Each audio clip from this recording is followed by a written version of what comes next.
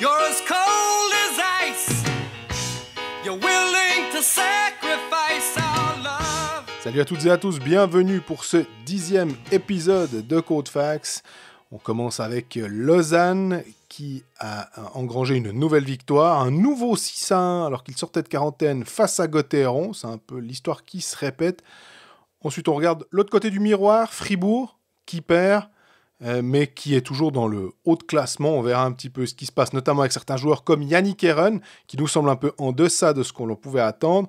On passe ensuite à nos pronostics de la semaine, après Genève Servette, qui vient d'enchaîner, mine de rien, une 3e défaite de suite, et surtout qui ne marque pas beaucoup de buts. Un seul but en 2 matchs au Tessin.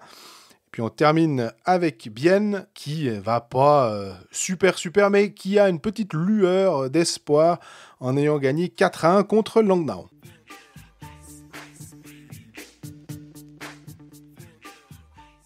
Salut Greg. Salut Jean-Frédéric, de la forme? Oui, très très bien, et toi? Pas mal, on n'a pas de roman en quarantaine pour l'instant. À l'heure où nous enregistrons, c'est-à-dire mercredi matin, il n'y a pas de roman en quarantaine. J'espère que tu vas pas nous foutre la guille. Parce que ça, des fois, quand on annonce quelque chose, c'est un peu le syndrome RTS. Hein. Tout d'un coup, c'est ça qui se passe. Exactement. Non, actuellement, on n'a que 2 clubs en quarantaine. Enfin, que. Mais il faut voir d'où on revient. Donc, on a Berne et. Davos. Alors, on a 3 clubs. Alors, Ouais. il y a Zug aussi. Donc, 3 maintenant. Donc, Zug et Davos et Berne en quarantaine. Un nouveau calendrier pour le mois de décembre. On espace un petit peu les matchs. On essaie de faire tant bien que mal. Mais quand même, au bout d'un moment, j'aimerais quand même qu'on arrive à une situation où 2 poids, une mesure. Et Ouais. non 2 poids, 2 mesures comme on a eu ce week-end. Parce que là, il y a quand même eu un cas incroyable. Simultanément, tu as un cas à Zug et un cas à Rapperswil. En gros, on ne sait pas exactement le nombre, mais ils ont annoncé, je crois, 2 à Rapperswil et 2 à Zug, sauf erreur. Ok.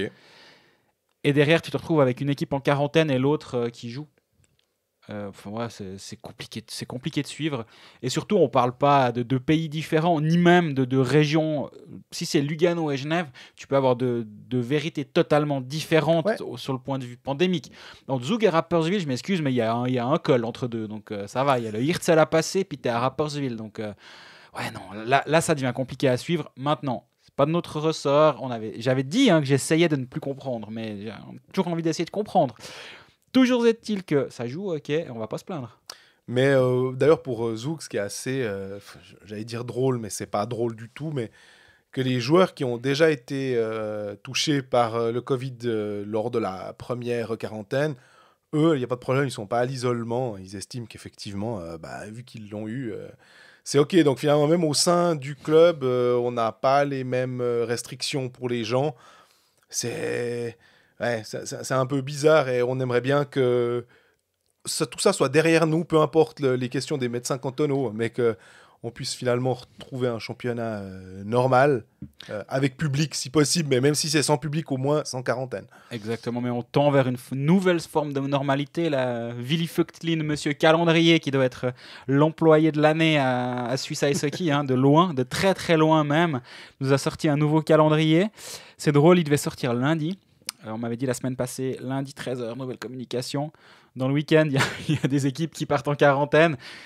Je me renseigne pour savoir à quel moment il sort ces calendriers. Ouais, alors écoute, on va peut-être attendre un peu parce qu'il est en train d'en refaire un. Je dis, mais si on va jamais s'en sortir en fait de cette histoire. Mais bon, toujours est-il qu'il est là. On va jouer les mardis et les vendredis. Ouais. Plus de matchs le samedi jusqu'à fin février en théorie. Au 20 février, tu me disais avant qu'on enregistre. Et le samedi devient un peu une date de rattrapage pour replacer des matchs. Comme on a vu un peu ces derniers temps, il va falloir être flexible. Et espérons que cette solution soit la bonne. Si une équipe est en quarantaine, ça impacte moins de matchs. Donc finalement, ça peut aussi simplifier la planification de Willy Vögtlin. Et on espère peut-être qu'en février, il y a des spectateurs de retour dans les patinoires. Et donc, à ce moment-là, tu peux remettre un peu plus de matchs au calendrier si besoin, rattraper d'autres. On voit qu'en Grande-Bretagne, enfin en Angleterre, la Premier League commence avec des spectateurs en début décembre. Donc, un peu partout, c'est en train de gentiment se calmer. Et donc, les gens reviennent dans les stades. À voir si chez nous, on va revenir à la patinoire avec des spectateurs bientôt. En parlant de patinoire, de match, on en a eu un, on était les deux. Il y a vraiment eu un match Non, il n'y en a pas eu, c'est vrai. pendant, on va dire quoi, pendant le premier tiers, même malgré le résultat, il y a quand même eu un match. Je suis d'accord, il y a eu match. Lausanne, donc on va commencer par Lausanne qui est sortie de quarantaine et qui est bien sortie de quarantaine avec un 6-1. Ils étaient entrés en quarantaine avec un 6-1 contre Fribourg. Ils sortent de quarantaine avec un 6-1 contre Fribourg.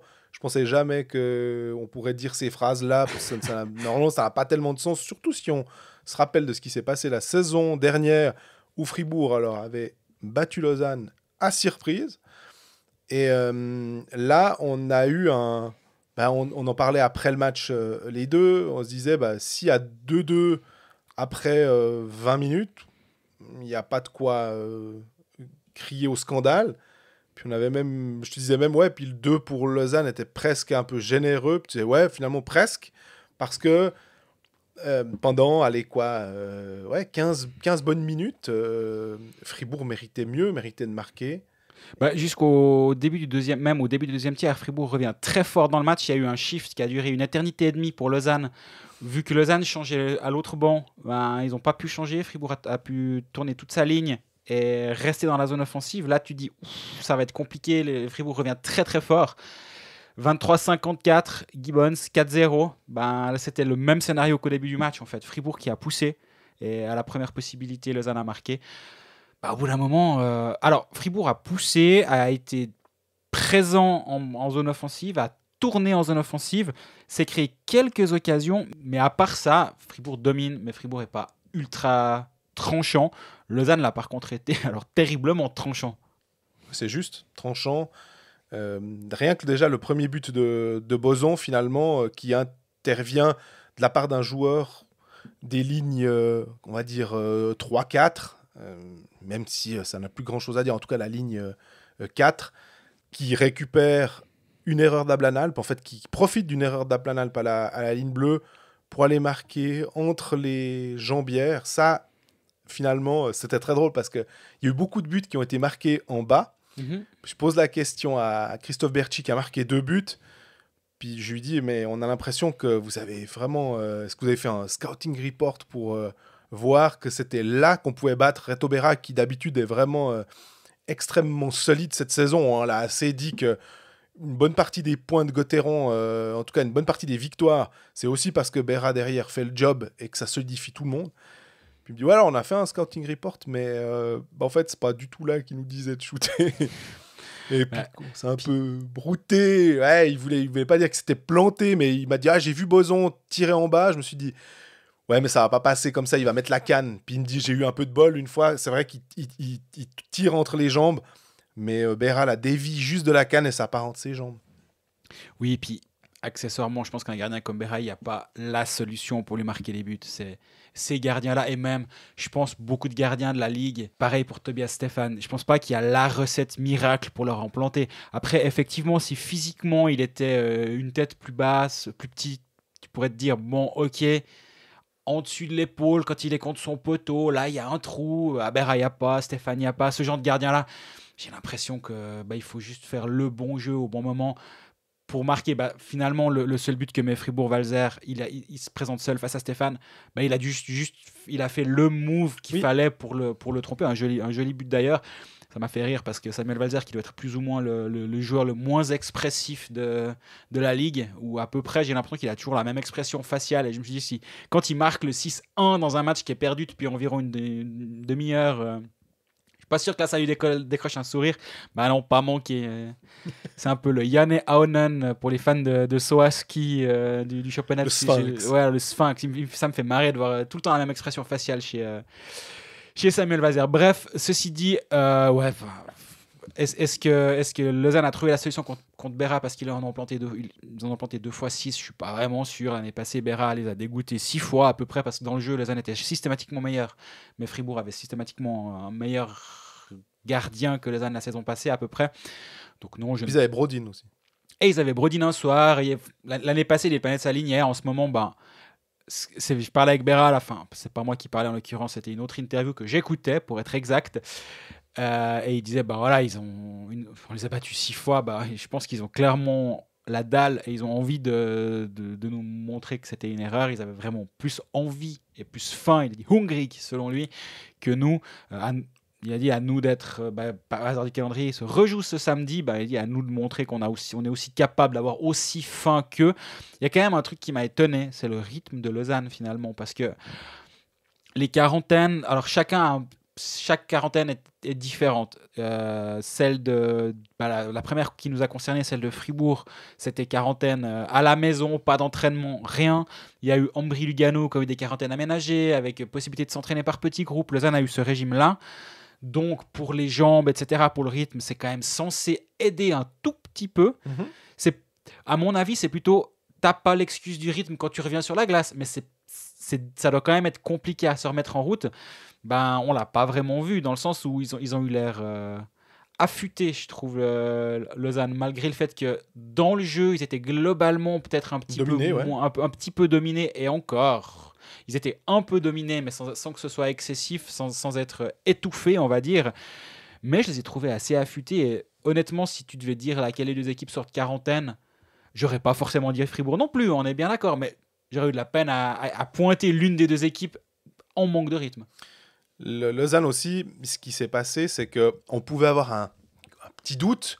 Pour eux, c'était que Charles Hudon ne jouait pas. Il était remplacé par Conacher.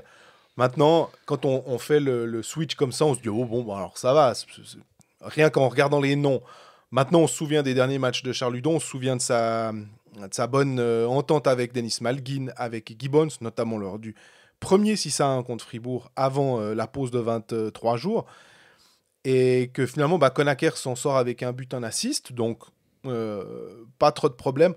Malguin a été un peu moins... il a eu un petit peu moins besoin de dominer ou de baronner, je sais pas, parce que les autres lignes étaient là, elles répondaient aussi. C'est ça qui est intéressant, je trouve, justement, effectivement, c'est que la ligne... Malguin n'a pas eu besoin d'être stratosphérique pour que Lausanne gagne. Et la ligne Berchi, Emerton, Kenin, ça a été excellente.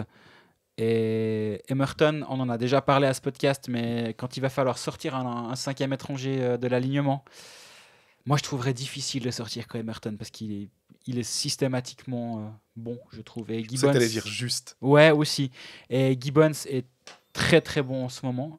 Niveau légion étrangère, j'avais un petit doute avant la saison sur Conacher. Il est toujours là, on verra.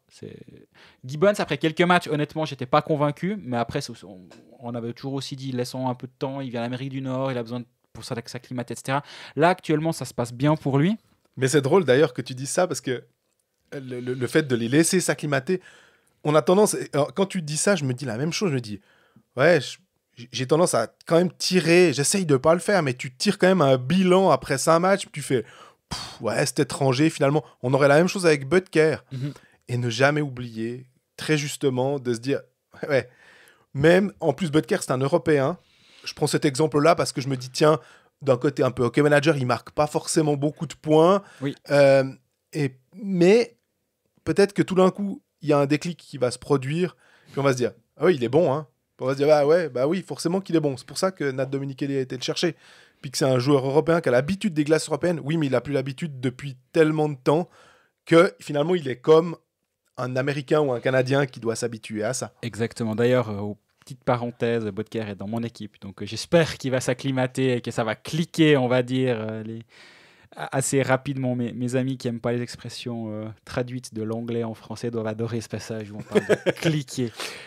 Mais oui, donc ceci mis à part, Butker, on l'attend fort dans pas très longtemps, c'est ça?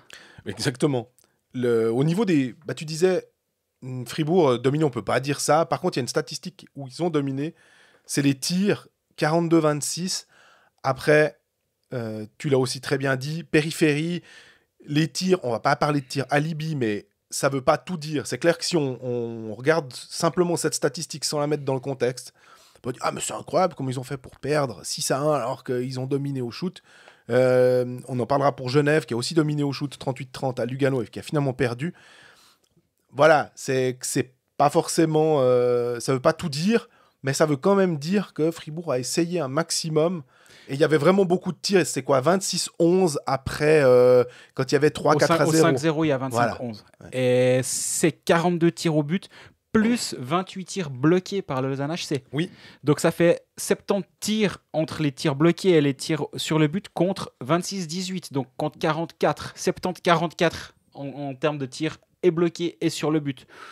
C'est quand même assez impressionnant. Après, certains tirs bloqués, moi je m'excuse, mais il y en a quand même quelques-uns où tu dis, mais attends, lâche ton puck, donne-le à un copain, mais là ça sert à rien. Ça peut vite être le tir alibi qui peut être d'autant plus dangereux parce qu'après derrière, si ça repart en contre, c'est compliqué. Il y a eu 2 buts, il me semble, un peu comme ça. D'ailleurs, à Planalp, le premier, c'est un tir où il essaye de lancer, il se fait contrer, et puis un autre où c'est Emerton qui part. Pour Berchi, c'est aussi une passe tentée, contrée, où tu te dis effectivement, il aurait peut-être fallu utiliser mieux. Avoir un meilleur hockey IQ sur le coup. C'est l'impression que ça m'a donné. Après, il y a pas mal de choses que j'ai bien aimées à Lausanne, notamment, alors forcément, contre un Fribourg qui marque un but, tu dis que la défense a été bonne, mais un Kruger qui joue plus de 10 minutes durant cette rencontre, qui bloque des shoots, qui est dur. Et moi, j'étais très, très... pas surpris. Kruger, il a 35 ans, il a une expérience longue comme le bras, mais par le fait qu'il joue plus que le shift habituel. Et ça, je trouve intéressant. Là aussi, le fait qu'il joue 11 minutes, je pense qu'aussi McTavish se dit, on va pas non plus tirer sur les individualités, comme il l'avait fait en début de saison au passage. On se rappelle du match à Bienne, où Barberio, après d'une demi-heure de jeu, là, j'ai pas regardé ses statistiques. 20 minutes 0-6. 20-0-6, voilà. Et il me semblait bien qu'il n'était pas sur la glace un shift sur 2, c'est exactement ça. Tu as un temps de jeu qui est équilibré, tu fais un peu plus jouer tes défenseurs. Aussi parce que l'équipe sort de quarantaine, c'est intelligent de ne pas commencer à envoyer des joueurs, de faire des rotations à 4 défenseurs parce que c'est le meilleur moyen d'en péter un. Donc, la gestion du contingent était bonne, je trouve aussi. Facilitée par le scénario, c'est clair. S'il n'y a pas 4-0 après 25 minutes, peut-être que McTavish fait différemment, mais c'est adapté. Là aussi, c'est à apporter à son crédit, je trouve. Celui qui a joué le moins, c'est Robin Léonet, 6 minutes 51, et c'est le seul sous les 10 minutes. Mm-hmm. Ce qui atteste complètement ce que tu dis d'essayer de faire jouer tout le monde. Mais effectivement, beaucoup plus simple vu l'évolution du score, mais ça démontre quand même. On a assez critiqué Ville et Peltonen la saison passée, ou si ce n'était critiqué, en tout cas être chaque fois interloqué par les temps de jeu de certains en se disant « Ouais, mais tu sais que tu as X joueurs à disposition, tu n'en as pas que Y ou X-5. Enfin, tu as le droit de faire jouer les autres, ils sont là, ils ne sont pas spectateurs sur le banc. » Et ce qu'on pouvait dire pour Kruger, finalement, là, Kruger joue, donc c'est vraiment bien. Et aussi une statistique que j'ai trouvée pour dire que finalement, les statistiques ne veulent pas tout dire. Les engagements, on se dit, mais sans doute que l'équipe qui a plus gagné les engagements devait avoir une meilleure chance de l'emporter. Ça n'a pas eu d'impact parce que, par exemple, un Malguin, il en gagne 3, il en perd 10. Maillard en gagne 3, il en perd 9. Puis en face, Valzer, il en gagne 13 et il en perd 6. Mm-hmm. Mais ça n'a pas eu de véritable impact. Idem pour les situations spéciales, à cela près qu'en plus, il y a eu 1 fois 2 de chaque côté. Match hyper correct. Là aussi, pas forcément d'émotion entre les deux équipes. Pas tout d'un coup de mauvais coups. Et Fribourg aurait pu, et bravo aussi à Fribourg de ne pas s'énerver parce que c'est pas facile. Tu pourrais très bien commencer à te dire, on a vu dans d'autres matchs, que ça peut partir. On a vu Damien Brunner, on en parlera avec Bienne. Il y a 4-1, c'est fini. Le 6-0 de Lausanne à Bienne, où le dernier tiers, ça servait à pas grand-chose. Il a duré 45 minutes parce que c'était un pugilat à chaque arrêt de jeu. Là, effectivement. J'ai d'ailleurs dit à mon voisin de droite pendant le 3e tiers, je jetons quand même un œil à Di Domenico, juste voir comment ça va se passer. Rien à dire. Ouais. Il n'a pas bronché. Après, est-ce que le fait d'avoir le prochain match, tu réfléchis un peu, mais j'y crois pas. Quand il y a un peu de tension sur la glace, tu penses pas à ça. Mais là où, par contre, ce qui est intéressant, c'est ce que tu disais juste avant, c'est que Lausanne met ses 6 buts à 5 contre 5. Et ça, c'est assez impressionnant, je trouve, d'en planter 6 à une équipe à égalité numérique. Et... Non, moi, j'étais assez impressionné par cette équipe lausannoise, surtout vu le contexte. Ouais. Et dans le jeu en lui-même, on va dire, le premier 6-1 était plus impressionnant à voir, je trouve. Tu avais plus l'impression que de machines qui roulent sur l'autre. Après... Là, c'était l'inverse. Fribourg était en back-to-back. Soir après-midi, on va dire, Lausanne avait congé la veille. On en avait suffisamment parlé à l'époque. dans le jeu, Lausanne était moins impressionnant, mais ne devait pas l'être, je trouve, dans les circonstances. Et donc, ils ont réussi leur rentrée. Hasard du calendrier, comme je le disais tout à l'heure, le match contre Zoug de vendredi a pété. Donc, c'est retour contre Fribourg le samedi déjà. C'est les playoffs, quoi. Et après, Lausanne jouera 3 fois Genève en une semaine. Oui, avec un match de coupe, ouais. La coupe, plus 2 fois le championnat. Donc là, ça fait 5 derbys romans consécutifs. Heureusement qu'il n'y a pas de spectateurs dans un sens, parce que tu te lasses à force d'aller voir tout le temps la même équipe à la patinoire, si j'ose dire. Exactement. Le fait est que tu disais c'est un back-to-back avec on va dire quoi, 3-4 jours de blanc, ce qui fait que les équipes vont vraiment pouvoir se préparer. Moi j'ai l'impression que quand on regarde le système de jeu de Fribourg, ce 1-3-1 façon assez trappe moderne, on va dire, c'est fait un petit peu avoir. Berti me disait, on a eu de la chance avec les rebonds, aussi en zone neutre pour entrer dans la zone, parce que je trouvais que les entrées de zone de lausannoise arrivaient bien. En fait, ils arrivaient à mettre de la vitesse et à prendre à défaut les défenseurs fribourgeois qui, de temps en temps, soit patinaient en arrière et se faisaient prendre, et donc le temps qu'ils se retournent, l'autre qui vient en face à pleine vitesse, tu perds peut-être ces quelques centimètres pour être tout près de ton défenseur et lui bloquer la canne et tout, et ça lui permet de faire la dernière passe ou ça lui permet de marquer sans être trop gêné. Alors on en parlera un peu plus quand ça concerne Fribourg tout à l'heure, mais là ils sont aussi heurtés à une équipe d'un niveau un petit peu supérieur à celle qu'ils ont affrontée ces derniers temps aussi. Parce que Fribourg, on rappelle, a joué à peu près tous ses matchs contre Bienne en quelques jours. Alors est allé faire un gros match à Lugano. Ouais. Rapperswil, Ambry, là ils se sont heurtés à une équipe d'un autre calibre, et on en parlera tout à l'heure quand on parlera de Fribourg, mais cette équipe de Lausanne, faudra aussi voir, on en a pas mal parlé aussi du départ potentiel de Malguin pour bientôt, comment ça va se passer. Ça va clairement être un aspect à prendre en considération, mais sur ce qu'on a vu ce mardi, on n'a qu'un match à analyser pour cette semaine. Tout va bien à Lausanne, j'ai l'impression. Mais Malguin, tu parles de ça. Honnêtement, je me pose la question de ces joueurs qui doivent repartir en NHL, vu le contexte, que ce soit Malguin ou Ria ou Kourachev ou Gaëtan. Gaëtan a une place fixe dans le roster à peu de choses près. Hein. Lui, c'est vraiment différent des autres joueurs. Honnêtement, est-ce que tu as envie d'aller essayer cette année, là, avec pas l'assurance, la AHL, on ne sait pas si ça va être sous des bulles, sous quelle forme ça va être. Est-ce que tu te dis pas que cette saison-là, finalement, allez, je reste, alors, on reste ici et puis voilà. À mon avis, on va prendre cas par cas, si tu es Damien Ria, non, parce que tu viens de signer à Washington, et quand Washington le signe, c'est pas pour faire l'équipe, à mon avis. C'est aussi pour... Alors, peut-être qu'il va faire l'équipe, j'en sais rien, hein, mais c'est assez clair, j'imagine, dans l'esprit de tout le monde, qu'il va probablement commencer un HL, ou en tout cas entre les deux, et voir de quel côté la pièce va tomber. Donc si directement maintenant il dit « Ouais, non, mais cette année... » Un Joe Thornton pourrait se dire ça. Non, mais bon, cette année, les gars, ça, c'est bon. Je reste à Davos, j'aime bien, ma femme, elle est là, elle est contente.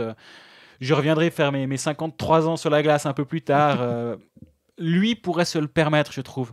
Mais j'ai l'impression qu'un Damien Ria, par exemple, ne peut pas se le permettre. Un Malguin, finalement, il vient d'être transféré à Toronto. Il a signé un contrat d'1 année. Donc, à 23 ans, il doit aussi maintenant s'établir dans cette ligue.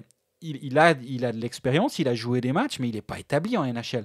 Donc, s'il fait « Ouais, non, écoute, c'est bon, quoi. Moi, aller me battre entre la HL et la NHL, ça ne m'intéresse pas. » L'été prochain, c'est compliqué qu'un club se dise « Bon, alors si on signe machin, mais...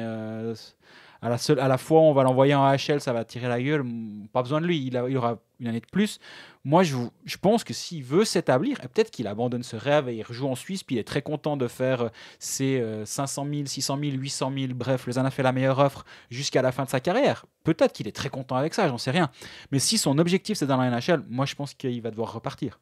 Parce que moi, je me dis simplement, ici, tu joues, tu as l'assurance de jouer, tu as l'assurance d'avoir des grosses minutes, et vraiment, on parle de tous les joueurs qui sont là parce que c'est tous des renforts, donc ils sont tous dans les 2 premières lignes. Puis après, tu peux aller là-bas, puis en fait, tu vas faire un camp, déjà, tu dois passer par des quarantaines, tu dois faire des camps, pour finalement, après, avoir assez peu de récompenses d'une certaine manière. Là, au moins, tu sais que tu joues. Ouais, ici. Mais je l'entends, mais c'est aussi cette étiquette qui a collé à la peau des Suisses toutes les années. Bien sûr, mais cette année, elle est vraiment tellement particulière. Oui, mais moi j'ai quand même l'impression qu'à un moment, le petit Suisse qui est content d'avoir son confort, puis il dort tous les soirs à la maison, puis peut-être ta maman qui lui fait les tartines, etc. Ben oui, il faut qu'on s'en départisse aussi un peu, et je pense que c'est aussi là, finalement. Est-ce que vraiment c'est quoi, c'est le Finlandais de Montréal qui a été rappelé déjà. Kotkaniemi, ouais. Voilà, je savais que j'aurais estropié son nom, donc je l'ai volontairement pas dit. Qui a déjà été rappelé. Tu sais, j'ai l'impression qu'à un moment, la discussion, est-ce qu'il y a alors je lis pas tous les médias suédois et finlandais, on est d'accord, hein, et j'écoute pas les podcasts suédois non plus.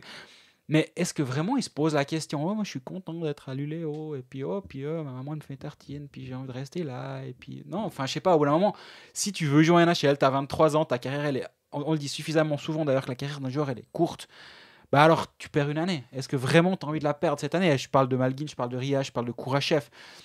C'est un peu les mêmes cas de joueurs qui sont pas établis dans la ligue. Ouais. Moi, à la limite, si un Yossi était revenu ici puis il dit écoutez les gars, moi j'ai pas envie de ça, la bulle, ça m'intéresse pas, j'ai un contrat de 6 ans, bah cette année tant pis, je reste à Berne.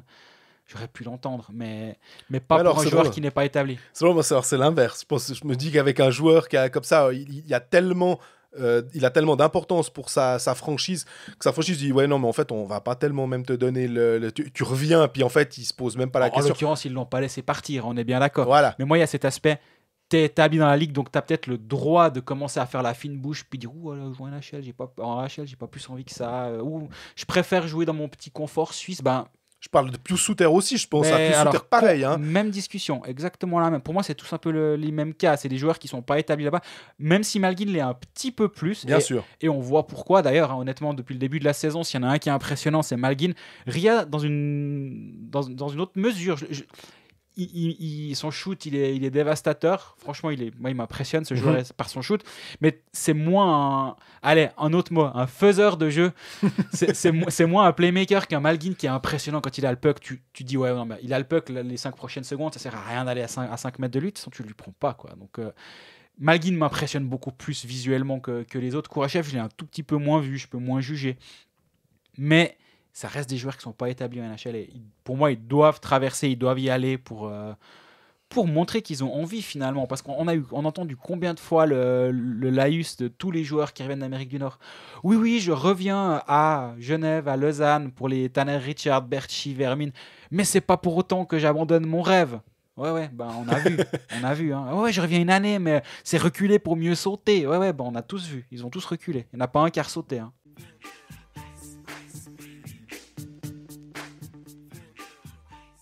Alors on regarde l'autre côté maintenant du miroir, avec Fribourg, qui...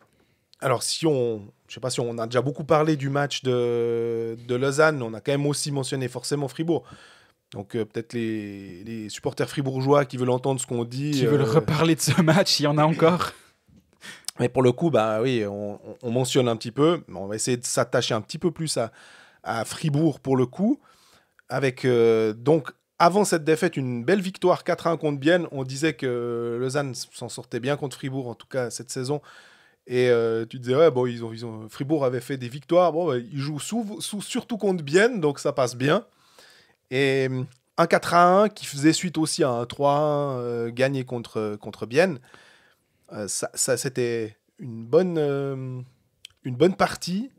On avait retrouvé Julien Sprunger et on avait eu la confirmation, plusieurs confirmations négatives, on va dire Yannick Herron, confirmation positive, j'ai envie de dire Victor Stolberg, qui est vraiment en train de prendre une telle dimension dans le jeu que finalement, la question du 5e étranger, c'est de se dire, je dois en reposer un ou il y en a un qui est blessé, puis bon, je dois faire entrer Brodin. C'est un peu triste pour Daniel Brodin, qui était vraiment... Puis qui a un contrat de 2 ans. Voilà. Alors que Stolberg, si j'en crois la liberté, c'est un petit peu soit je re-signe à Fribourg, soit éventuellement je pourrais partir à la retraite. Voilà, c'est ce qu'il a annoncé. C'est l'état de sa réflexion. Avant de venir à la patinoire, effectivement, Gunderson aura une option qui va être validée tout prochainement, parce qu'il y a, sauf erreur, mais il me semble que j'avais lu ça à l'époque, mais que c'était genre s'il joue plus de 30 ou 25 ou 30 matchs, il y a prolongation automatique de son contrat, de l'option activée. Brodin a un contrat, Desharnais est en fin de contrat et Stolberg est en fin de contrat. Di Domenico est encore sous contrat, donc il resterait une place. Je vois pas Fribourg partir avec 5 étrangers une année de plus. Surtout avec les crédits Covid, machin. C'est compliqué, où ça se fait au détriment d'un joueur suisse, puis au bout d'un moment, est-ce que tu préfères pas... À moins qu'ils changent les règles des étrangers. Dès la saison prochaine, non, ça va arriver en 22-23, apparemment, cette discussion-là, enfin, cette mise en place, mais pas la saison prochaine, non, ce serait trop tôt. Toujours est-il que Stolberg fait le job, clairement. C'est celui qu'on attendait la saison passée. Ce d'autant plus qu'il travaille, on l'a toujours dit ici, défensivement, il est impressionnant, il patine tout le temps, il a des grands bras, il a une allonge incroyable, donc je pense que c'est un super joueur, mais est-ce que c'est lui ton 4e étranger? Ça, je sais pas. Pour compléter le quartet, est-ce que tu as vraiment besoin d'un ailier, sachant que tu as Desharnais qui est au centre? Si tu perds Desharnais, ta ligne de centre devient vraiment, vraiment légère. À mon avis, que ce soit Desharnais ou un autre joueur, le 4e étranger sera plutôt un centre que Stolberg. Mais d'ici là, beaucoup d'eau va couler sous les ponts. Revenons au match. Donc oui, Sprunger remarque des buts. Ça faisait longtemps. J'ai l'impression que c'est un peu le truc. Tu te dis, quitte à ce qu'il y ait une défaite, on s'en fout. Quand tu es supporter fribourgeois, tu te dis, au moins, Julien Sprunger a remarqué. Non, mais mais on parle quand même d'un type qui a 325 goals en première division. 325 goals. Je ne sais pas si on se rend compte. 324 assists, si ma mémoire est bonne. Hein. Ouais. J'adore le ratio d'avoir quand même... Il est tout le temps à 1-1, lui, mais c'est impressionnant. Ouais, mais c'est là que tu vois quand même que d'avoir autant de buts que d'assists, ça me fascine. C'est quand même, sur la liste, c'est le 5e. Si je dis pas de bêtises non plus, il doit y avoir devant lui Peter Jax, Gilles Montandon, Roman Weger et Jörg Eberle. On parle donc de 4 monstres de l'histoire du hockey suisse. Et lui, il vient, c'est un peu le Mont Rushmore, mais lui, il vient et il fait clairement partie de cette catégorie-là. On peut aussi dire quand même, sans faire injure aux 4 joueurs précités, que c'était quand même sans doute un petit peu plus simple de marquer des buts à cette époque. Il y avait quand même des défenses qui étaient plus ouvertes. C'est fantastique, hein, c'est magnifique ce qu'ils ont tous fait, mais je pense quand même que la dureté du sport, le fait est que maintenant d'arriver à faire des gros chiffres, on le voit avec Omar, avec Genève aussi, quand tu es capable d'arriver à quasi 2 points par match, ouais, alors c'est pas soutenable, hein, mais alors qu'avant, des gars qui étaient à 2 points par match, c'était relativement normal. Ouais, d'ailleurs, il est à 2 points d'égaler le record de Slavikov du nombre de points dans l'histoire, enfin du joueur là qui a le plus de points dans l'histoire de Fribourg-Gotteron. Fribourg l'a fait en 10 matchs, Bikov l'a fait en 10 matchs. Hein, et il disait justement, Julien Sprunger à la fin du match, il disait oui, mais faut remettre les choses dans leur contexte. Moi, j'ai plus de 700 matchs. Lui, il l'a fait en 200-300 matchs, quoi. C'est pas la même portée ce qu'ils ont réalisé eux à leur époque. Ils mettaient Bikov et Komutov dans la même phrase. Il faut. Que ce que lui est en train de réaliser, même s'il a parlé, il serait évidemment honoré d'avoir un jour ce record, mais qu'il peut pas il trouve que c'est pas comparable, et je l'entends effectivement assez clairement aussi. Par contre, alors Julien Sprunger à Lausanne, c'est pas là qu'il a... tu sais qu'à un moment, je me suis dit, le pire, c'est que s'il fait ses 2 points à Lausanne, le 6-1 et le 6-2, tu dis, il va égaler le record de Bikov sur un non-match, en fait. Enfin, sur un non-demi-match, on va dire, vu que c'était plié à la mi-match. Et non, vraiment pas. Avant les buts lausannois, il a eu des occasions, mais il n'a pas marqué. D'ailleurs, il a eu une grosse occasion dans un angle hyper fermé. Elle n'était pas simple à mettre. Enfin, je pense que le taux de réussite du but, compte tenu de l'angle, déjà d'arriver à le mettre dans le cadre, c'était plus facile pour Stéphane d'aller la chercher que pour Sprunger d'aller la mettre. Mais elle était cadrée. Et c'est là où tu vois toute la force du buteur qui est quand même capable, dans un angle comme ça, de la placer dedans. Et ces 2 derniers matchs, Sprunger a été replacé à l'aile de Dinamnico et Schmidt à la place de Yannick Eren. Ouais. Yannick Eren, c'est le fantôme depuis bientôt 10 matchs maintenant. Il a été excellent sur les 4-5 premiers matchs. Tous les Lausannois qui daignent écouter la partie sur Fribourg diront ouais, c'est normal, c'est Yannick Eren, on connaît. C'est 4-5 excellents matchs, puis après on le voit plus. C'est un peu ça, non? Ouais, mais c'est comme il y a eu des joueurs à Fribourg où les supporters fribourgeois, et la même chose avec des supporters genevois, peuvent dire Cody Almond, mais on sait, ce joueur-là, vous verrez, il est comme ci, comme ça. Puis on a toujours tendance à se dire oui, alors bon, vous êtes gentils les supporters, restez supporters, puis les grands vont discuter, puis on verra et tout. Puis finalement, mine de rien, il y a quand même une trame qui se dégage. C'est assez fou, en fait, de se dire C'est très que- juste quand tu parles de Allemande. Quand Allemande est parti de Genève à Lausanne, tu avais l'impression que les deux fanbases, on va dire, étaient contentes. Genève parce qu'ils avaient plus Cody Allemande et Lausanne parce qu'ils avaient Cody Allemande. Puis tu dis, mais en fait, vous parlez tous du même joueur, puis il y en a qui sont contents de le voir partir, d'autres le voir arriver, on comprend pas tout. Et je crois que maintenant les Lausannois, qui étaient peut-être contents à ce moment-là, j'en ai connu, j'en avais parlé avec certains à cette époque-là, ils ont aussi compris peut-être pourquoi les Genevois en avaient un petit peu marre de Cody Allemande. Et là, je pense que les Fribourgeois doivent commencer à se dire ok, on voit pourquoi à un moment il était quasi meilleur compteur de la ligue et aussi pourquoi Lausanne lui a pas donné autant d'argent, n'a pas estimé qu'il valait autant peut-être que ce que Fribourg a estimé.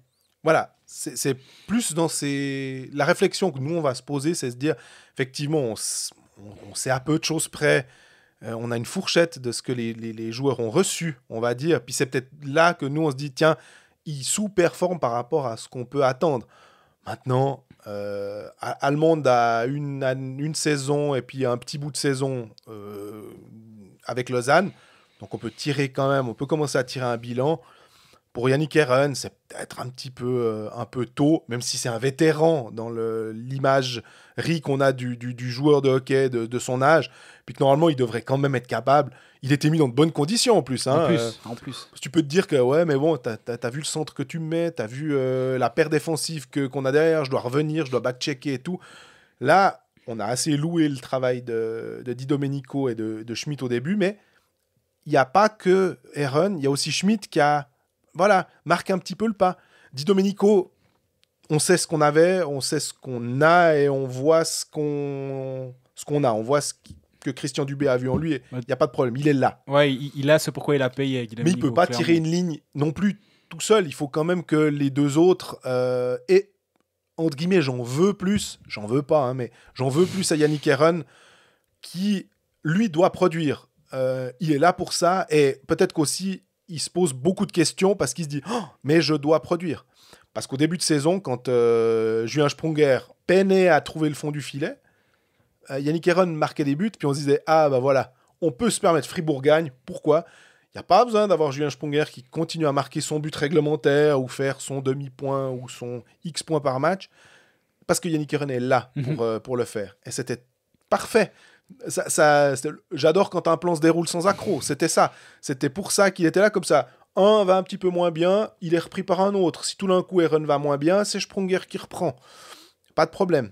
Là en ce moment, bah ouais, je me dis pour Christian Dubé, quand tu dois essayer de remonter des joueurs, il a réussi à le faire avec Sprunger. Il se posait la question comment faire pour redonner un peu à Sprunger, comment faire pour redonner un petit peu quelque chose à Bikoff.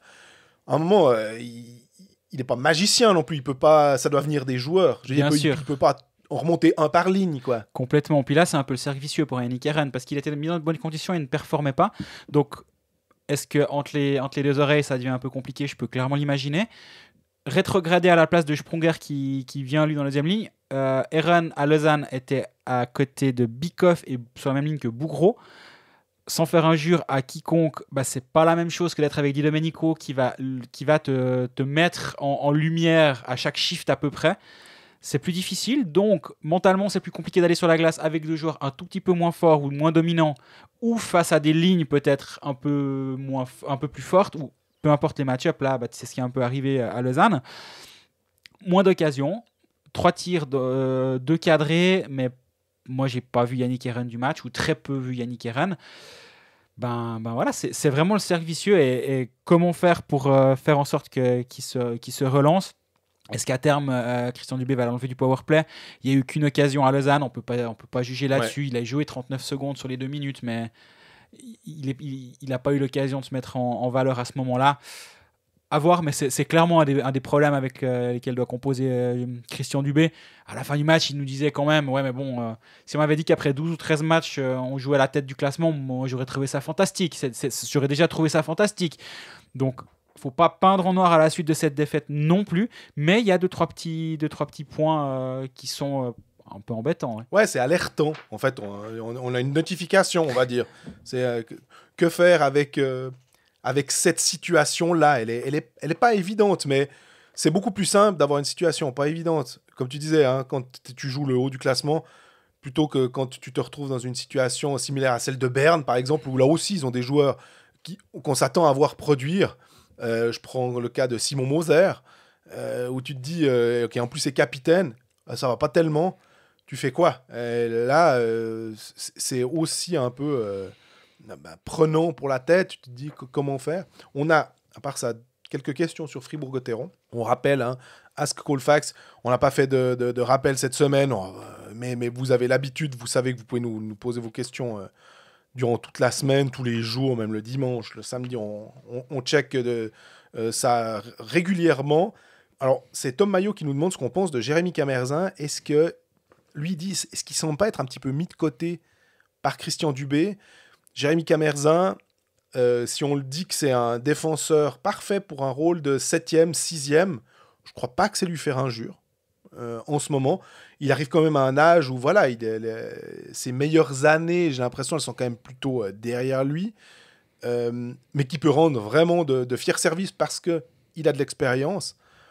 Et que quand on a Yecker, quand on a Souter qui ont été aussi engagés, forcément que Camerzin se retrouve peut-être plus facilement un petit peu plus loin dans l'alignement. Surtout que les deux noms que tu as donnés, Yecker et Souter, donnent satisfaction. Souter n'a pas été extraordinaire dans les deux défaites contre Lausanne, les 2-6-1. En même temps, quand tu es dans une défense qui en prend 6, tu n'as pas l'air très, très malin, forcément. Mais globalement, moi j'aime bien ce qu'il apporte depuis qu'il est là, Dave Souter. Donc, oui. Ça prend... Surtout les derniers matchs, je trouve d'ailleurs. Exactement. Et forcément, ça prend des minutes de jeu à un autre défenseur, en l'occurrence un Jérémy Camerzin qui est 7e.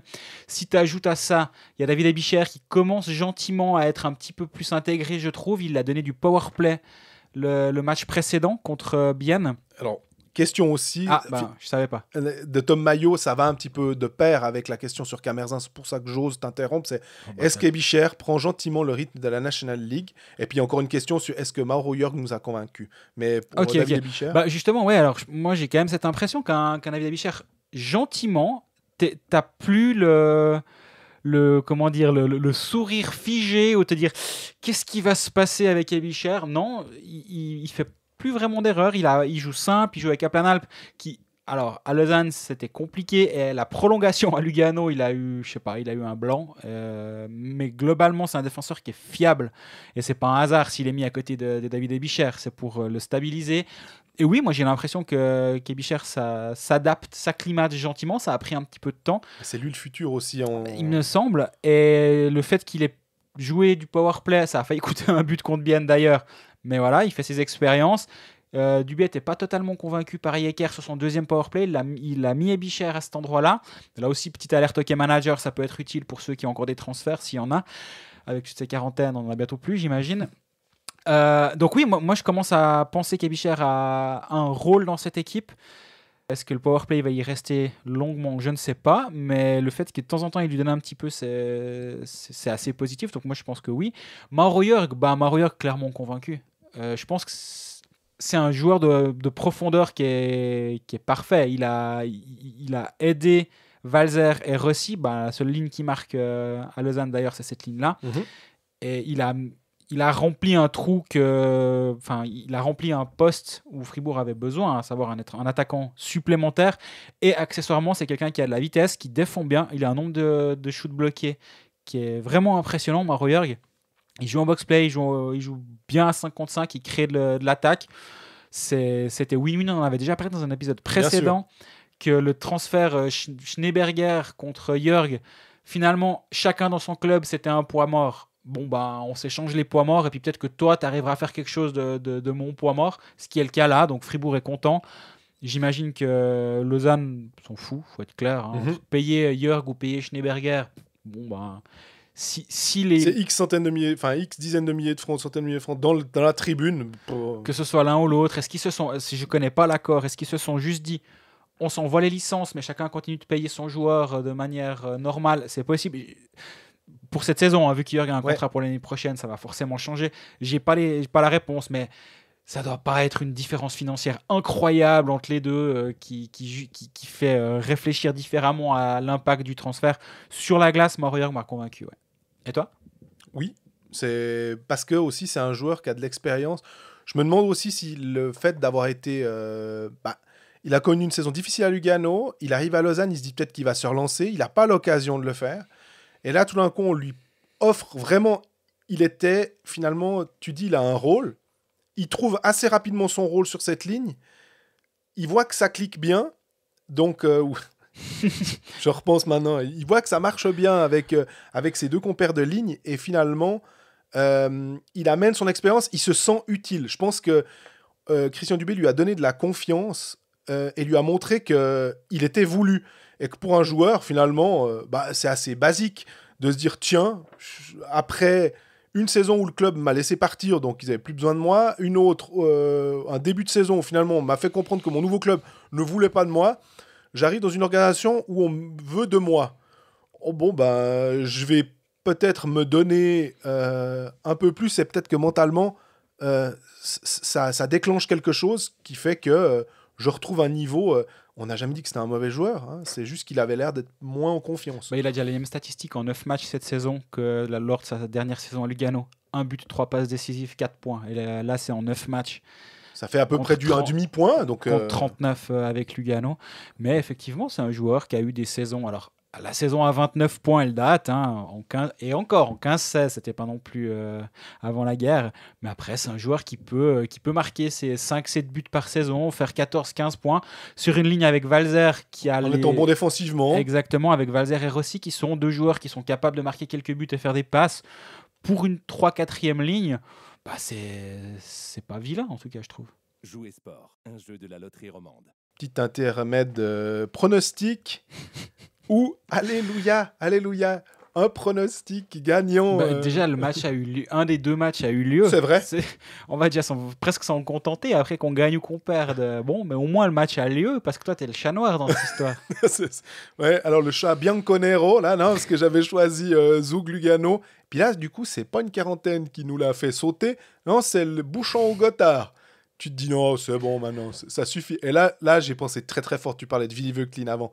Je pensais très fort à lui en me disant le mec il doit se dire ouais non déjà que vous me cassez les bonbons avec les médecins cantonaux que je dois tout replacer. Je dois encore replacer les trucs parce qu'il y a un bouchon au Gothard. Ça va pas du tout. Ouais là ça va pas.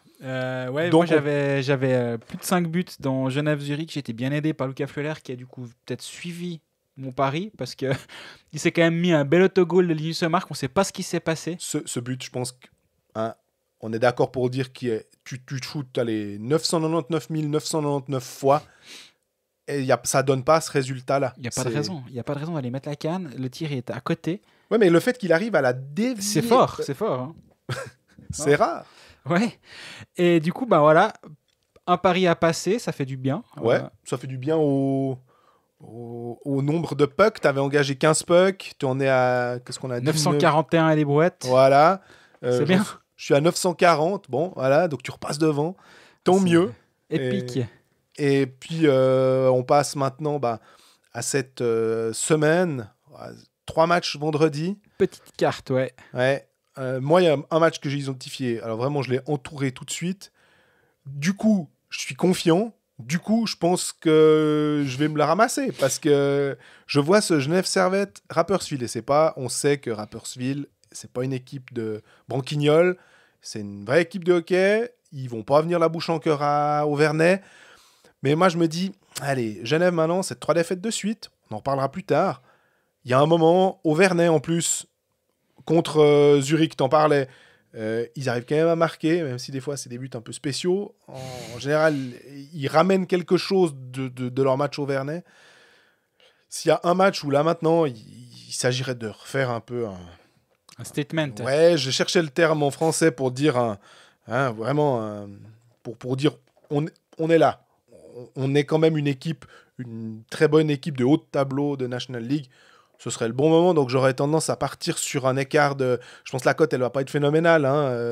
C'est ce que tu me disais, sur une victoire sèche. Donc il va plutôt falloir, pour éviter évidemment le pari safe, entre guillemets, ce serait de dire victoire de Genève, comme ça. Mais suivant ce que ça rapporte, ce serait peut-être mieux d'essayer de faire Genève avec 2 buts d'écart. Par exemple, ouais, effectivement. Petite carte ce vendredi, on n'a que 3 matchs. On a Ambry-Langnau, on a bien Lugano et on a Genève-Rapperswil. C'est embêtant parce que moi, Ambry-Langnau, j'ai envie de dire par principe, j'ai pas envie de jouer ce match. Oui. Mais et encore. Mais avec un fusil sur la tempe, je joue Ambry. Exactement. Bienne Lugano, je suis aussi un peu embêté parce que Bienne va pas perdre les 50 derniers matchs, les 35 derniers matchs de la saison. Ils vont gagner de temps en temps. Mais Lugano Lugano est fort. En même temps, je me disais, est-ce que je joue les buts là? Mais Lugano prend pas beaucoup de buts non plus cette saison. Ils prennent que 2 buts par match et ils en marquent pas non plus des pellets. Moi, je pense que peut-être quand même partir sur Ambry à la maison. Il paraît que c'est pas facile de jouer à la Valachia, donc on sait pas. Et Langnau est quand même pas terrible, même s'ils ont fait un match solide. Ils ont été pas ridicules à Zurich mardi soir. Faudra voir les cotes. Est-ce que je joue Ambry? Est-ce que je joue même Ambry avec handicap, mais un peu moins de mise? C'est aussi des choses que j'aime bien faire des fois. C'est de dire, on tente le handicap, une cote un petit peu plus intéressante. Mais c'est ça, puis c'est notre indice de confiance, ça va être dans notre mise, dans notre nombre de pucks aussi. Ça indique notre mise de confiance. C'est clair que là, moi j'aurais tendance à vouloir mettre pas mal sur Genève-Rapperswil, mais c'est à mes risques et périls. Exactement. Donc, ça sera soit Ambry, je pense, quand même à la maison, même si c'est pas un match facile. Ambry-Langnau, ça donne pas envie de parier. Tu te dis. C'est ça. Genève-Rapperswil, t'es dessus, donc je trouve aussi. Peut-être que je me mettrai aussi, mais je pense pas. Aussi, parce que je me méfie de Rapperswil. Genre, j'ai toujours la voix de Vukovic dans un coin de la tête qui me dit, mais vous nous sous-estimez. Toute la saison passée, vous nous avez sous-estimé. Je l'entends. Donc, Genève est pas terrible en ce moment. On en parlera tout à l'heure dans la partie Genève. Ouais, ce sera soit Ambry à la maison, soit Ambry avec handicap. Je pense en fait je vais partir sur Ambry. On verra la cote, mais ça va être ça. Jouer sport, un jeu de la loterie romande. Voilà, on l'a mentionné dans la capsule pronostic.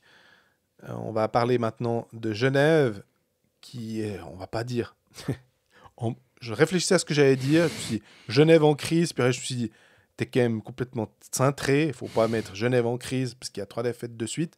Mais le fait est que, voilà, 3 défaites de suite... Il y a eu un 2-1 à Ambry qui a été suivi par un 2-0 à Lugano, ce qui fait que ça marche pas trop mal en défense finalement. Ils se prennent pas d'essai, clairement. Par contre, vu le contingent offensif, il y avait eu encore la défaite, tu l'as mentionné, contre Zurich, voilà, au penalty, qui remettait rien en cause du tout. Ça remet rien en cause non plus là maintenant, mais le fait est qu'un but en 2 matchs au Tessin, on est en droit d'attendre, on l'a assez dit, quand on voit le contingent, quand on voit le top 9 de Genève, surtout qu'en plus maintenant Miranda est de retour, alors il a été tranquillement amené, on ne veut pas en faire, on va pas le mettre tout de suite avec une grosse charge de travail, mais tu retrouves un atout supplémentaire. Cette équipe de Genève, elle fait toujours peur sur le papier, et puis là ça arrive moins à cliquer. Est-ce que tu comprends pourquoi, en ce moment, ça passe un peu moins? De toute façon, une équipe qui a plus de 4 buts par match, au bon moment, elle se fait rattraper. C'est une évidence que ça ne peut pas se poursuivre sur cette lancée-là. Je pense qu'on l'avait dit ces dernières semaines. Il y avait aussi une sorte d'euphorie à Genève qui ne pouvait pas durer sur 50 matchs. Linus Ullmark n'allait pas faire 2 points par match, parce que ça voulait dire que Genève allait de toute façon minimum marquer 2 buts par match, sans compter tous les autres, où Ullmark n'aurait peut-être pas été impliqué. Donc offensivement, que ce soit un peu plus compliqué en ce moment, c'est normal, et ça fait partie de certaines phases un peu plus compliquées durant la saison. La question, c'est comment ils vont réagir et comment tu passes outre cette phase un peu plus compliquée actuellement. Et là, moi, des échos que j'entends, on me dit, il y a tout le monde qui commence à vouloir un peu faire son Linus Ullmark. Et beaucoup de turnover en zone neutre, beaucoup justement de perte de puck, moins d'attention est portée au puck, on tente plus de petites choses. Et à quel moment Patrick Aymon va réussir à revenir au basique, à sensibiliser tout le monde au fait que non, c'est pas en faisant des petits gris-gris puis en voulant tricoter que tu vas gagner, mais c'est en appliquant un système, c'est en jouant de manière régulière, de manière simple, de manière systématique, comme il le leur demande. Et est-ce que en ce moment les joueurs s'en écartent gentiment, le succès aidant? C'est très possible. C'est peut-être maintenant qu'on va voir comment et à quel degré Patrick Aymon est capable d'avoir cette poigne pour reprendre pas reprendre son vestiaire dans le sens où il ne l'a pas perdu, mais pour remobiliser tout le monde sur la cause commune, on va dire. C'est drôle que tu dises ça, parce que je réfléchissais rapidement, j'anticipais un petit peu la question sur Pat Aymon, et je me disais, Je prends Craig McTavish qui a une certaine d'années, qui a beaucoup d'expérience. Christian Dubé, qu'on sait être assez vocal dans un vestiaire. Quand il n'est pas content, il prend des positions devant les journalistes pour dire ça va pas, il faut que l'équipe vienne. Et puis, Pat Aymon, j'ai envie de dire, pour moi, c'est un type, il est tellement gentil, quoi. J'ai pas de...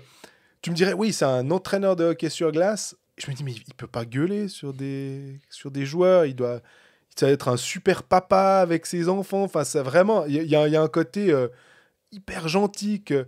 Peut-être aussi parce que ça tranche avec Chris Maxwell. Pas que Chris Maxwell était méchant, mais on connaissait Chris Maxwell être capable de tout prendre sur lui, de dire c'est moi qui ai fait les erreurs, un Arnaud Delcourteau. Enfin, on a plusieurs exemples dans ce championnat avec ces entraîneurs canadiens, canado-américains, anglophones aussi des fois, qui avaient de la poigne. Tu penses à Hans Kosman peut-être? Par exemple, il y a plusieurs cas comme ça, même à Larry Huras, on voyait tout. J'ai l'impression qu'il ne peut pas crier. Je me demande, en fait, si les joueurs se responsabilisent, comme j'avais un petit peu l'impression que c'était le cas la saison passée avec des Fer, des Winnick, qui disent « Ok, les gars, c'est nous, on est les vétérans, on va prendre les choses en main. Si on fait une erreur, c'est pas Smirnov, c'est moi, c'est nous, il n'y a pas de problème. Tom Ernest, c'est nous qui faisons, on sait. » Et que finalement, Patrick Aymon n'avait pas trop besoin, même quand il y a eu des périodes où Servette ne gagnait pas forcément tous ses matchs. Il y a eu des périodes où ils en ont perdu aussi quelques-uns, mais c'était assez court. Mm-hmm. Mais il y avait une sorte d'union sacrée qui est plus difficile peut-être à voir maintenant, tellement il y a de talent. Et je ne sais pas dans quelle mesure on arrive à jongler entre ce talent et ces efforts à faire. C'est toujours une balance à trouver. Exactement. Ça va être intéressant de suivre. Qu'on soit clair, la situation et tout va globalement bien à Genève. Hein, complètement. Qui a 2 matchs désormais, qui accueille Rapperswil. On a suffisamment parlé avant du trépigne avant ce Genève-Rapperswil de vendredi et qui va à Langnau samedi. C'est à double tranchant, on va dire, ces 2 matchs, parce que à la fois, c'est idéal d'avoir 2 adversaires plutôt du bas de tableau pour justement couper cette série un tout petit peu négative. En même temps, si ça se passe pas bien ce week-end, t'es les 2 pieds dedans. Donc, va falloir... Avant 3 matchs contre Lausanne ou un truc comme ça. Quoi. Avant de jouer la coupe contre Lausanne, puis 2 fois contre Lausanne, effectivement. Donc, le week-end qui vient, il est très, très intéressant du côté de Genève. Je regrette de ne pas être impliqué sur ce Genève-Rapperswil ni sur ce Langnau-Genève, mais peut-être ce sera mon choix de soirée télé, parce que je suis en congé les 2 jours, et c'est très possible que ce soit mon choix l'un des 2 matchs en tout cas, parce que ouais, il y a vraiment de quoi... Il y a une sorte de dramaturgie qui peut naître. On n'en est pas du tout là, mais on refait le point dans une semaine si ça ne se passe pas bien ce week-end. Après, quand sur la glace, tu arrives avec, justement, on en a suffisamment parlé, t'as Omar, t'as Ria, t'as Vermin, Moy, Fer, Winnie. Beaucoup raté, Vermin, à part ça. Beaucoup, exactement. Donc, voilà, on en revient finalement à cette régression qui arrive automatiquement à un moment ou à un autre. Quand tout réussit, tôt ou tard, tu as cette phase un peu down. Voilà, maintenant, il faut la faire durer le moins longtemps possible. Le talent est nécessaire pour que ça refonctionne. Finalement, c'est pour ça qu'on n'a pas peur. Non. Puis la belle victoire à Davos, elle ne date que de 10 jours. Hein. Et ça, mais avec Tanner Richard qui est blessé. Mais avec Tanner Richard. Et ça, c'est un aspect intéressant à suivre. Richard blessé pour 3-4 semaines. Damien Ria qui pourrait peut-être bientôt s'en aller si les 2 ne sont plus là. Alors tu me diras, Moy avait été engagé pour remplacer Ria poste pour poste à terme. Miranda revient, donc peut remplacer poste pour poste Moy. Donc là, ce domino-là, ça fonctionne. Au centre, est-ce qu'un Smirnov, ça va prendre plus de place parce que Tanner Richard n'est pas là? C'est très possible. Mais Richard, c'est un peu rageant parce qu'on en disait du bien la semaine passée. Il faisait une bonne partie de saison, disons un bon début de saison. Et là, il y a un coup d'arrêt. Ouais, à voir. Smirnov a joué de centre de la 3e ligne avec Arnaud Ria et Noah Rod. Là, ton top 6 devient très dense et après, c'est un petit peu moins profond, on va dire, actuellement. Donc, au leader, comme tu disais avant, justement, au Winnick, au Fer, à ces joueurs-là, peut-être de resserrer les boulons. D'ailleurs, c'était, je crois, contre Ambry, si je dis pas de bêtises, ils ont pris... Toutes les pénalités sont venues des étrangers. Et il y a eu un geste qui était vraiment pas beau. On en a peut-être pas assez parlé sur les différents plateaux. Je sais pas, c'est vrai que j'ai pas regardé MySport pour le coup. la charge de Tom Ernest sur Noël Trisconi. J'étais sur le plateau, on en a parlé. Ouais. Dans le back-check, on en a pas mal parlé. Et là, elle est moche, puis c'est un peu dommage, parce que Tom Ernest, je sais pas si on l'idéalise, mais en tout cas, c'est un joueur qui a pas besoin de faire ça. Il est tellement...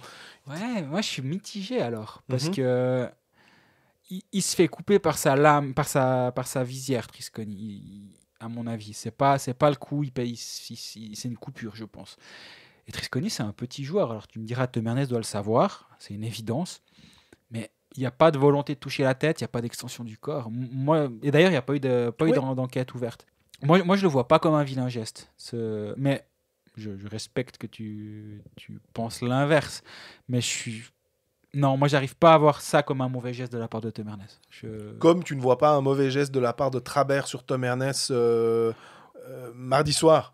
Alors, si je dois faire un classement de laquelle des deux est plus vilaine que l'autre, je mets celle de Trabert avant celle de Tom Ernest. Mais Trabert, il prend 2+10, charge à la bande. Tom Ernest tombe dans la bande, la tête ne touche pas la bande. Il vient fort et je suis pas sûr que ce soit nécessaire, effectivement. Après, j'ai pas vu d'enquête ouverte pour le moment, ça peut clairement encore arriver, mais non, là aussi, ouais, ça va. Moi, je suis pas choqué par cette scène en tout cas. Si on prend le match contre Lugano, j'en parlais quand on était sur Lausanne-Fribourg avec le nombre de shoots qui était clairement en faveur de Fribourg, 42-26, là on est à 38-30. Genève a quand même vendangé, quoi. Oui, Genève s'est créé des occasions, c'est clair.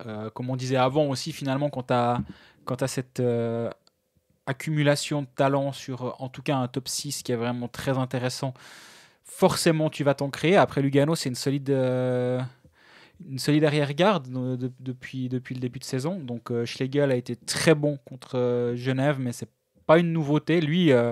Le transfert de Berne à Lugano, ça lui a vraiment, on va dire, ressuscité sa carrière parce qu'à Berne, c'était une catastrophe, mais là, il s'établit comme un des tout bons gardiens de la Ligue. Puis il a Zurkirchen qui est finalement pas derrière, là, parce qu'il est blessé. Donc, Exactement, mais si besoin, tu auras un Zurkirchen de retour.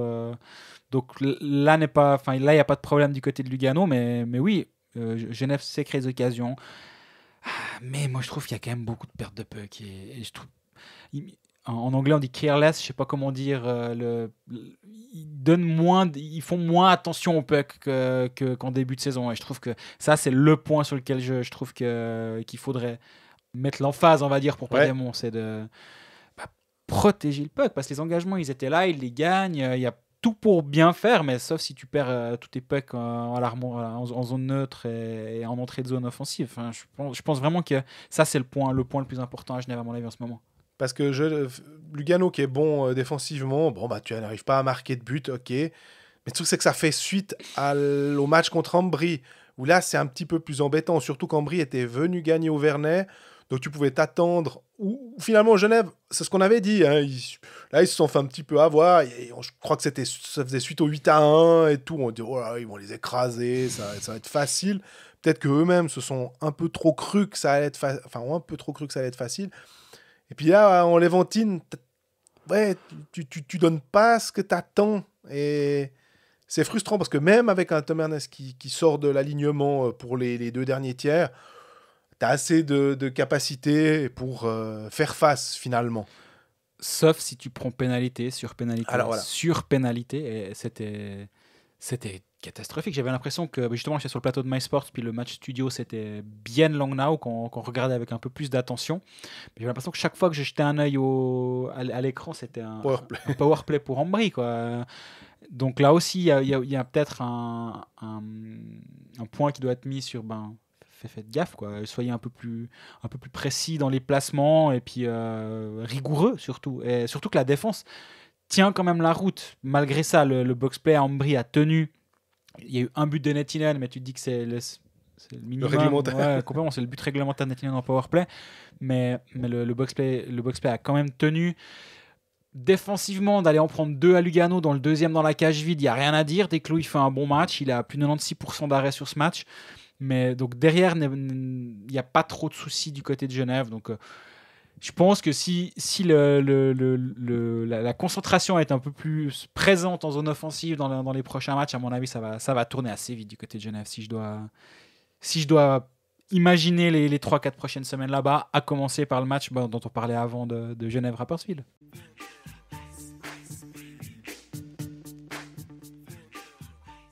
Termine avec Bienne. Série de 1 victoire consécutive pour Bienne. Contre Langnau, c'est pour dire que c'est le... Il faut prendre, il n'y a rien à jeter. En ce moment, il ne faut rien jeter. Surtout que ça faisait suite à des défaites contre Fribourg. Bienne ne veut plus jamais jouer contre Fribourg maintenant de cette saison. Ça tombe bien, il rejoue le 5 décembre, je crois. Mais c'est où? Parce que, attends, est-ce que c'est de nouveau à la BCF ou est-ce que c'est à la Tissot? Non, c'est à la Tissot Arena cette fois. Voilà. Peut-être que ça va changer quelque chose, je ne sais pas. J'espère en tout cas pour Bienne qu'ils vont réussir à offrir un autre spectacle, parce qu'au-delà du score, c'est que c'est un peu pénible. Hein. Ils ont de la peine à déjouer le système de Fribourg. Par contre, contre Langnau, voilà, c'est passé. Jamais facile de gagner contre Langnau. Non, alors après, Bienne a quand même eu un petit coup de pouce du destin en début de deuxième tiers-temps. Il y avait 0-0 après 20 minutes. Pounenovs, j'ai oublié de me renseigner. Qu'est-ce qui s'était passé? J'ai pas lu les journaux. C'est l'équipement, visiblement. C'est même pas un truc officiel, mais c'est ce qui se dit, c'est que problème d'équipement. C'est pour ça que je crois que c'est Stettler. Damien Stettler est rentré pour un box-play. Ouais. Le temps d'encaisser un but, le pauvre. Et début en Liga à ce moment-là, et du coup tu joues 1 minute et quelques goal. Donc l'ouverture du score a fait un sacré bien à Bienne qui était pas mauvais sur le premier tiers, mais qui n'arrivait pas à marquer ce premier but. Après ça, ça a bien aidé. Derrière, ça a déroulé 2-0. Une fois qu'il y a le 2-0 qui tombe à la 25e, Rayala qui met sa spéciale, déboulé sur la gauche, en tir croisé, on le connaît celui-là. Dès qu'il y a eu la spéciale Rayala, après c'était facile, il y a eu le 3-0 qui est tombé, puis derrière on n'en parle plus. Moi je voyais déjà à 2-0, tu te demandes, donc dès que le 3e tombe, tu dis ce soir Bienne va être assez tranquille, ça va vraiment leur faire du bien, parce qu'avant il y avait 4 défaites consécutives, voire 5, sauf erreur, je sais plus, 4 ou 5. Ouais. Ils en avaient bien besoin. Ah non, il y a eu la victoire contre Davos juste avant. Oui, le 2-1, c'est 2-1 juste. Et voilà, donc, mais bref, petit regret quand même, le blanchissage avant de Pottelberg, là aussi je pense que ça lui aurait fait un petit peu de bien. Il y a eu le but de Schmutz à la 57e, mais malgré tout, défensivement, ça a tenu la route. On va pas faire la fine bouche en ce moment à Bienne et relativiser cette victoire en disant oui, mais c'est que Langnau, oui, mais ceci, oui, mais cela. C'était vraiment un match difficile à entamer. La pression était quand même, à mon avis, à son sommet pour ce début de saison, en tout cas pour Bienne. Fallait pas se rater ce soir-là, ils se sont absolument pas ratés. En même temps, voilà, oui, c'est que Langnau, mais le but c'était quoi? C'était gagner, comme a dit Leyenberger avant le match, le Spielplan Gewinnen.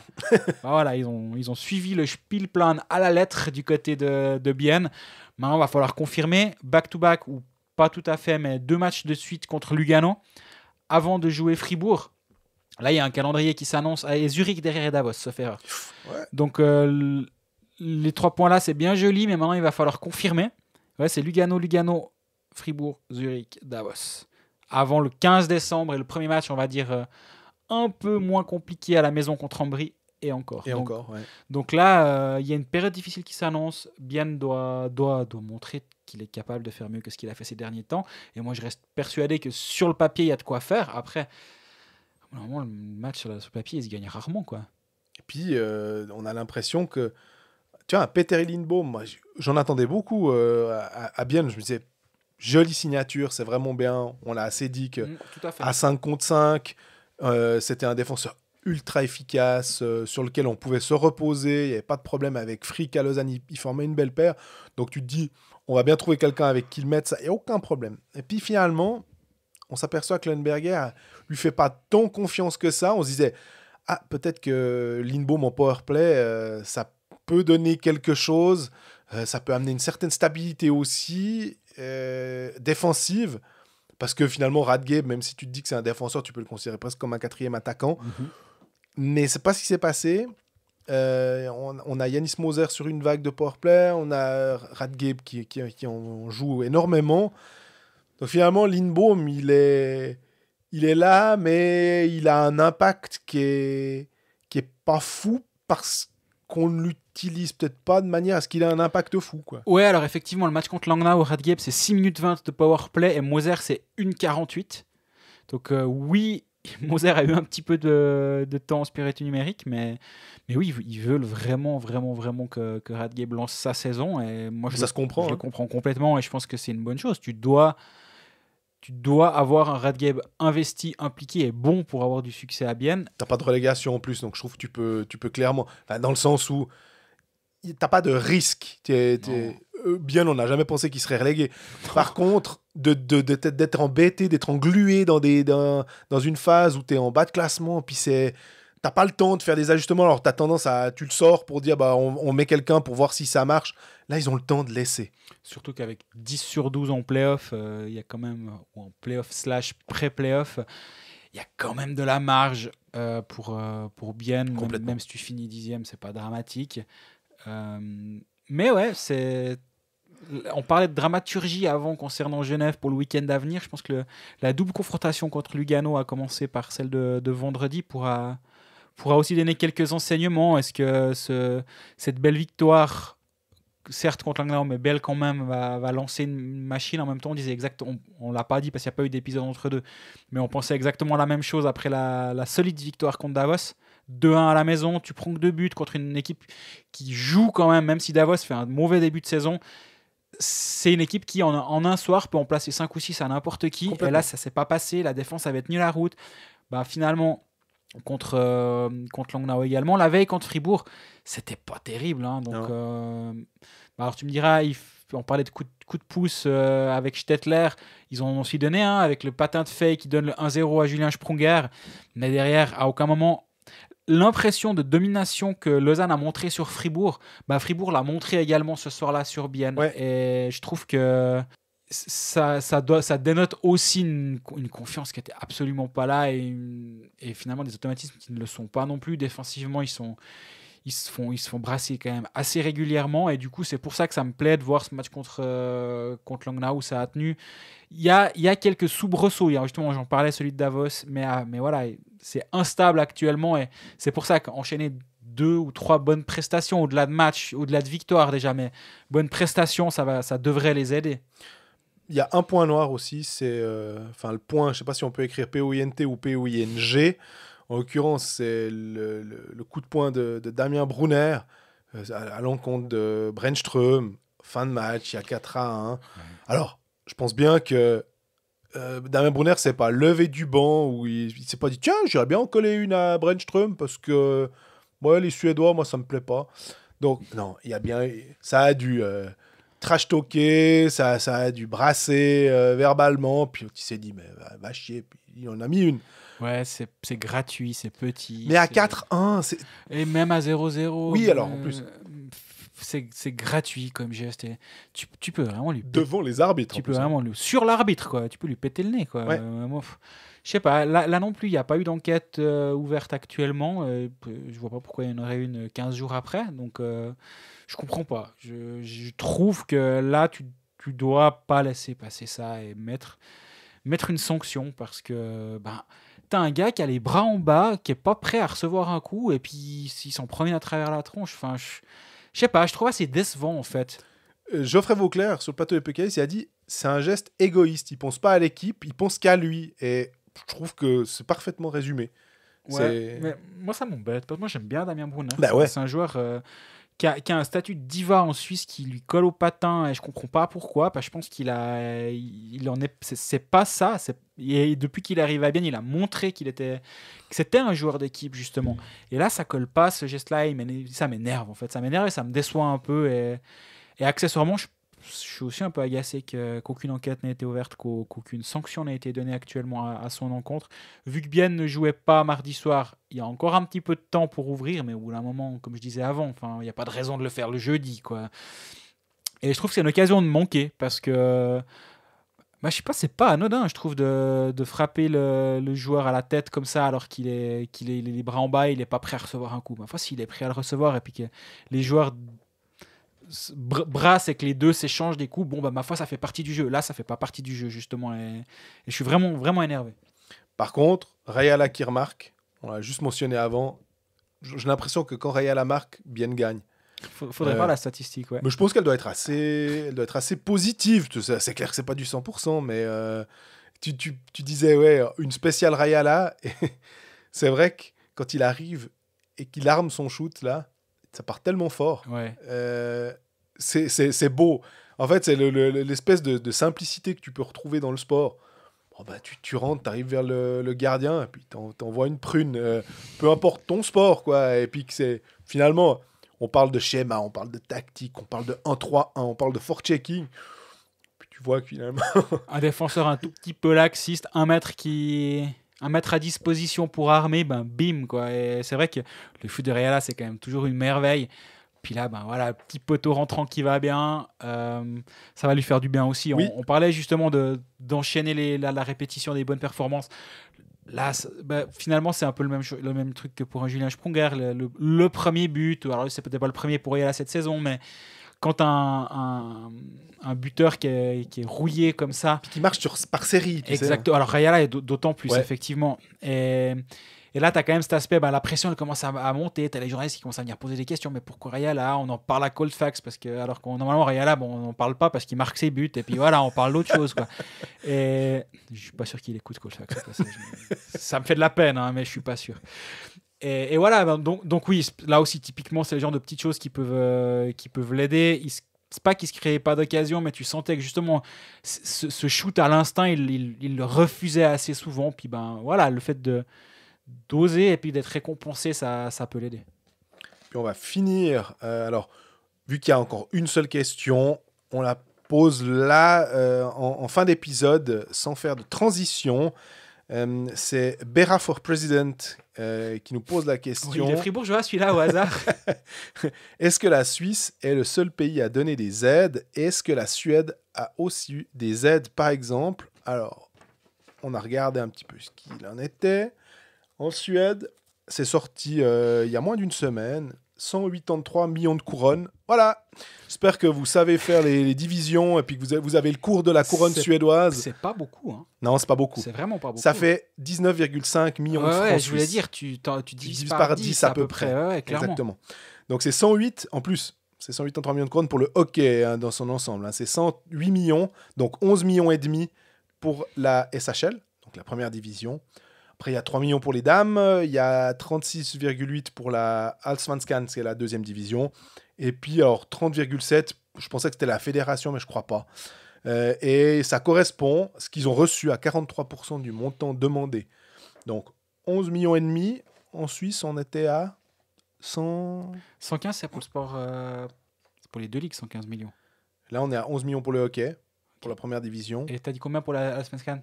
3,9. Ok, ouais, bah... Donc 15 millions pour le hockey. Ouais, on est... Là aussi, on divise par 10 à peu près par rapport à l'aide en Suisse. Non, mais c'est assez fou de voir l'impact quand on regarde à l'étranger. Mm-hmm. J'ai regardé aussi l'Allemagne qui a demandé 60 millions d'euros. Là, on est déjà un peu plus... en disant qu'ils auraient de la peine, et puis ils prenaient les exemples des autres pays, mais ils disaient, ouais, mais voyez, en Suisse, c'est au mois de septembre, hein, fin septembre. Ouais, vous voyez, en Suisse, ils peuvent jouer avec 2 tiers des trucs. Ah ouais, bon, mais c'est plus le cas maintenant. Donc, ça évolue tellement. Mais pour le coup, la Suède, c'est sorti, voilà. Il y a quand même aussi des aides, et ils ont beaucoup d'aides pour les juniors. Et ils ont aussi voulu aider le sport féminin en disant, évidemment qu'il est impacté, on essaye de le développer maintenant, il reçoit un coup d'arrêt. C'est pas maintenant qu'il faut justement pas l'aider, c'est là qu'il faut essayer de Ce qui est l'une des garanties qui a été demandée au club en Suisse, de continuer les efforts pour le mouvement junior et les sections féminines des clubs, avec continuer à montant égal ce qu'ils mettaient les années précédentes pour les 5 prochaines années. Donc cet effort-là et cette conscience que le club de hockey professionnel, c'est une chose, mais dans son sillage, il entraîne tout un mouvement junior, il entraîne des sections féminines, il entraîne plein d'autres choses. C'est important que ça ait été mis en avant, je trouve. Dernière question, ça me fait penser, peut-être que tu sais ce qu'il en est. On a vu que ces aides, elles prenaient... C'est parce que tu parles de 2018-2019. Et on sait que à Lausanne, par exemple, c'est l'ancienne patinoire. On sait qu'à Fribourg, c'est l'ancienne patinoire. Puis je crois que les deux clubs étaient un peu chafouins, finalement, de devoir compter là-dessus. Puis qu'ils essayaient un peu de montrer... Ah, ils ont tout de suite su qu'ils n'avaient aucune chance. Ils n'ont aucune chance. Ah non, clairement. Ok. Et ça, enfin, voilà, au bout d'un moment, il faut prendre une décision. Et ça, finalement, dans toutes les aides qui sont données, il y a des angles morts, il y a des gens qui vont être un tout petit peu moins aidés que d'autres, qui vont être pénalisés par la ligne 2 de l'ordonnance fédérale, machin. Ben, là, c'est clair que prendre la saison 2018-2019 pour des clubs qui ont changé de dimension, on va dire. Et en 2018-2019, le HC Sierre était en MySports. Ouais. Et maintenant, le HC Sierre est en Swiss League. Et comment ça se passe aussi? Est-ce qu'eux aussi sont impactés? Moi, quand j'ai fait l'article sur Fribourg et Lausanne, je me suis concentré sur la National League. J'ai pas pensé au cas de Sierre, mais là aussi, ça a un impact. Bah, je sais pas. Et j'imagine que les dirigeants de ces deux clubs doivent aussi être un petit peu, comment dire, le cul entre deux chaises. Parce que c'est le matin de Noël, puis tu ouvres ton cadeau, puis tu fais ouais, bon, bah, ouais, c'est la PS4. Bon, c'est déjà pas mal, même j'aurais pas bien aimé la 5. Et j'imagine, tu dis bon, bah, ok, Meilleur exemple ever. vous nous aidez, super, c'est une bouffée d'oxygène incroyable. Puis en même temps, ben oui, mais ça correspond pas à ce qu'on a besoin actuellement. Donc je comprends la situation pour ces dirigeants qui doivent pas savoir comment gérer ce cas. Mais c'est pénalisant pour les deux clubs, pour nos deux clubs vraiment qui ne vont pas recevoir autant que ce qu'ils espéraient selon leur nouvelle comment dire, situation, voilà, nouveau train de vie où les revenus escomptés pour cette saison qui ont quand même sacrément changé et d'un côté et de l'autre.